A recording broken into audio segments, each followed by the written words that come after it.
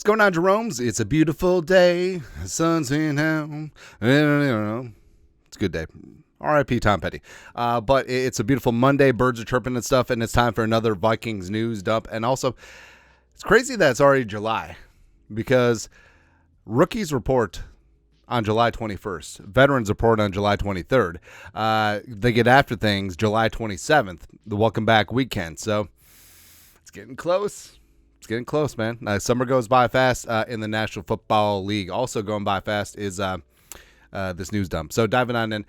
So there's a couple of great threads over on Reddit of photos of the Vikings players, high school, sort of a throwback Monday or whatever. But slinging Sam Darnold, the pride of San Clemente. That's right, the Rock. Baby.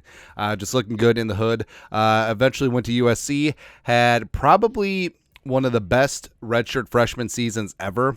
Like, honestly, Sam Darnold's redshirt freshman season was up there with Johnny Manziel, and that's not hyperbole.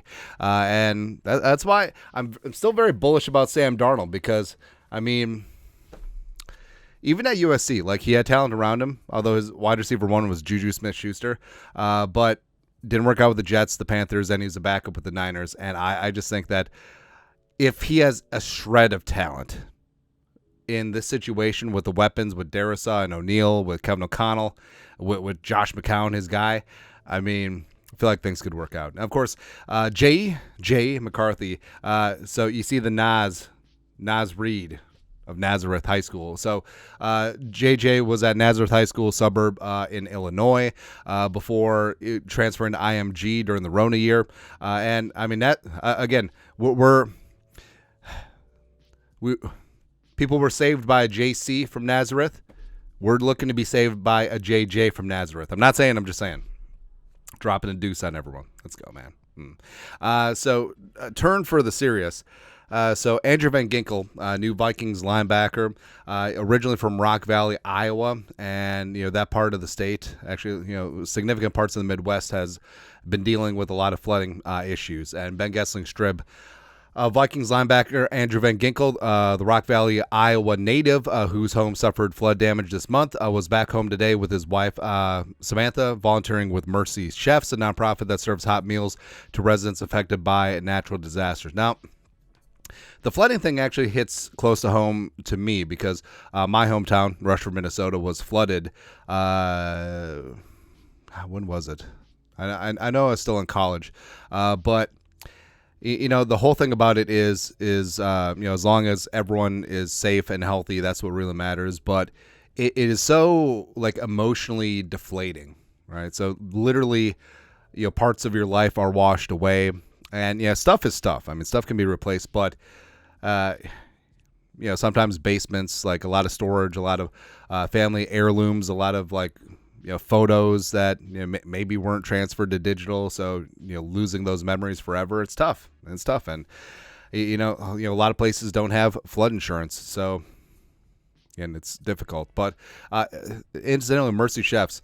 So when my town got flooded, Mercy Chefs and the Red Cross, they were there distributing food as people were working on gutting basements, and also there's so many really great people who. Yeah, so I know that some humans suck, and there's some charlatans that go around, especially contractors and stuff. But I remember my parents' basement's home got completely. So we did the gutting, but then a contractor, I believe it's from Arkansas, came in, zero costs. They had materials donated from various organizations, and he came in and in like a couple hours in the afternoon, completely re-drywalled everything. It was amazing, man. And he did it for zero money. He just showed up. He has years of experience and expertise, and just want to help. And that's amazing. It's really amazing, man. And with some of these tough situations and natural disasters and tragedies, obviously it's terrible, but it does show the human race. I mean, there's still some good parts. There's still some redeeming qualities. And AVG doing great work in his hometown. Also, his wife, Sam Van Sam Van Ginkel tweeted this out. 500 kids participate in a day with the pros. AVG, Vern Den Herder. Wow, that is like Dutch. That is like super Dutch, man. Brandon Sherf, who, hey, you want to see if Brandon Sherf got a little bit of something left in the tank if he wants to get in the guard derby. Co-Keft, former Gophers legend, Christian Rosenboom. Silent auction items benefit the flood relief. And for a few hours, everything felt normal again in our community. Thank you, Snap Fitness, for continuing to hold this event. And a big thank you for the X community for all the prayers, kind comments, and donations. Also, I mean, it's great for the kids, too, because, I mean, it's really tough for the kids. I mean, a lot of things displace, a lot of, it's tough. Homes just get damaged like that. It's terrible, man. But just being able to feel like normal for a couple hours, it's great. And also, big props to Dolphins Twitter, because they've had like a big push of donating to the the relief fund and the charities through the Van Ginkels. So big props to them. Again, through tough times and tragedies, like faith in humanity does get restored a bit. So a hard turn back to football. So Cam Akers is the place to be. Vikings fan page. If running back Cam Akers passes upcoming physical, look for the free agent to re-sign with the Vikings.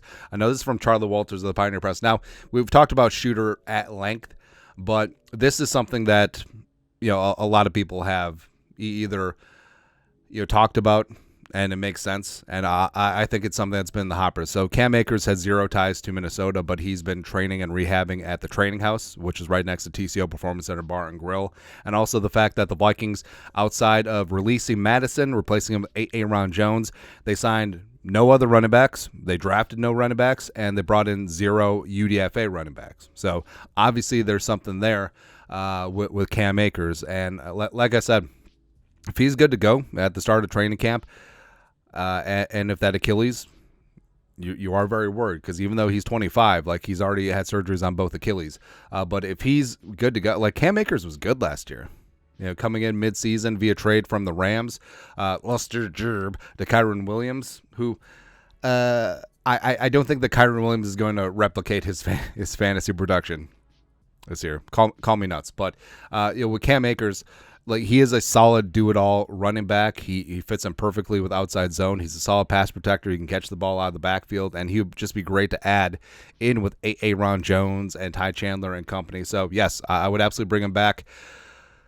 League minimum, no guarantees, a couple incentives, but yeah, that's where we should go.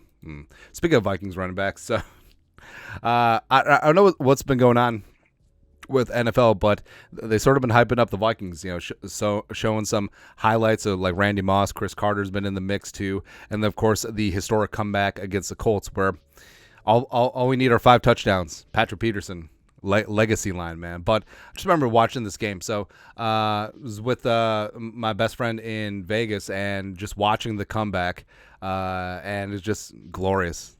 Just fantastic, because I mean the first half is just sort of like whatever, right? So I mean the Vikings were poised; they were still in the derby for the 1 seed, and just a flat line like that in a standalone game on a Saturday against the doormat Colts, who, I mean, Jeff Saturday is not an NFL head coach, like he was barely a high school coach, man.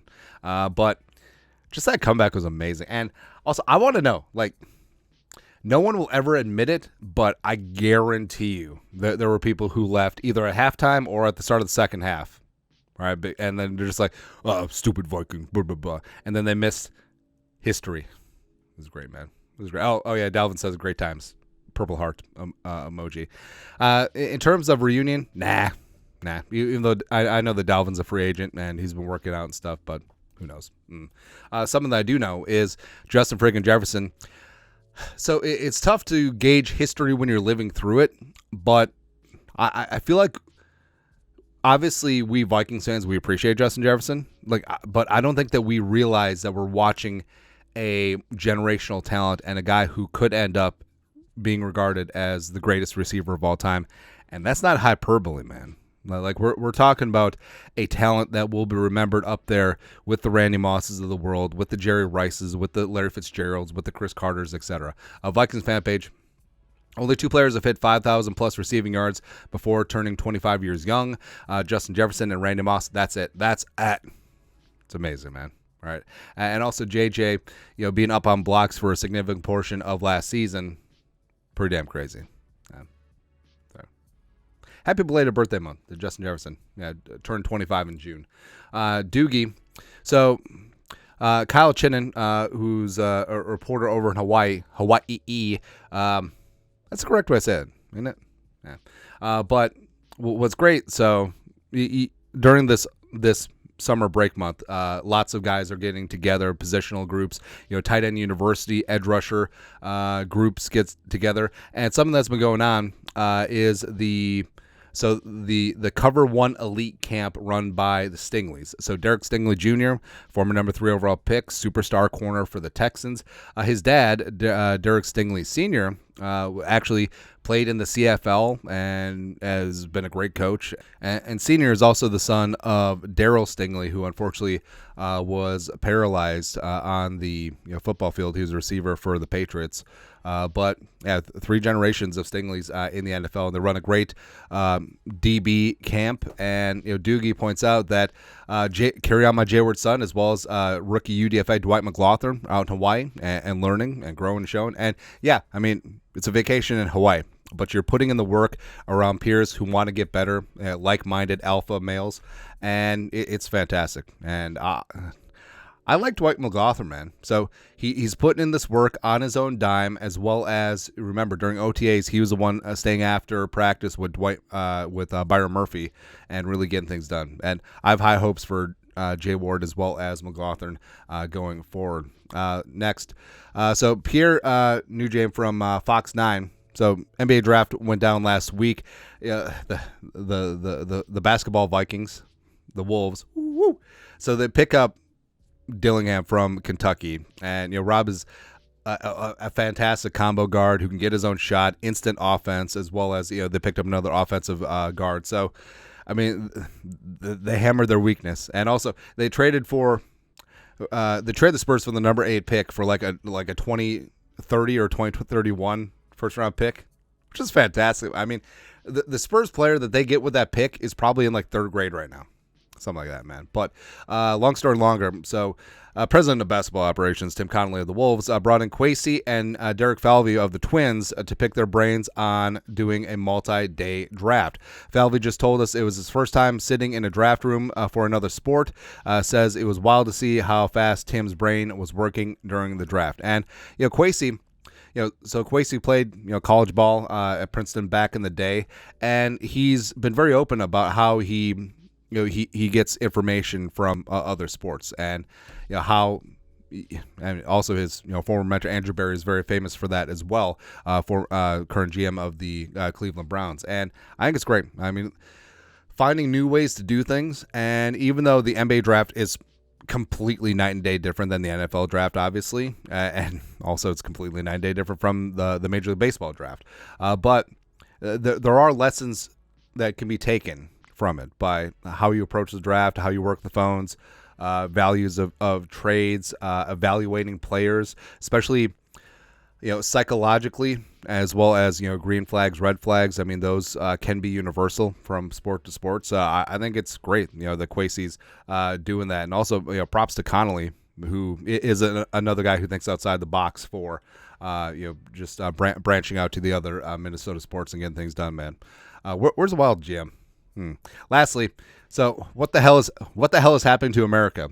So the United States under 20 tackle football team. So the USA lost to Japan. They got smoked. And there's so many jokes that I could make since I'm 87% Japanese, but I'll digress since we're so close to 4th of July. America this month. And I mean, what the hell happened to the country that I love? So they lost to Austria. Somewhere, some way. There's some famous Austrians that are really happy right now, like Arnold, and that's it. There are no other famous Austrians. But I mean, how do you lose to Austria? For shame. And, in a previous video, like we looked up the roster. I mean, there's not really any, because again, it's under 20, so you're looking at either college freshmen, college sophomores, somewhere in there. But come on. I feel like at a certain point, we're just going to clap back.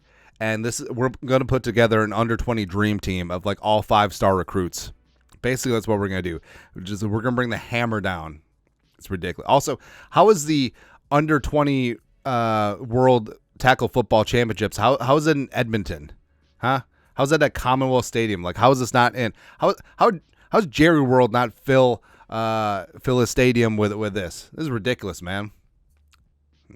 Other than that, I have no thoughts on it, but it's okay.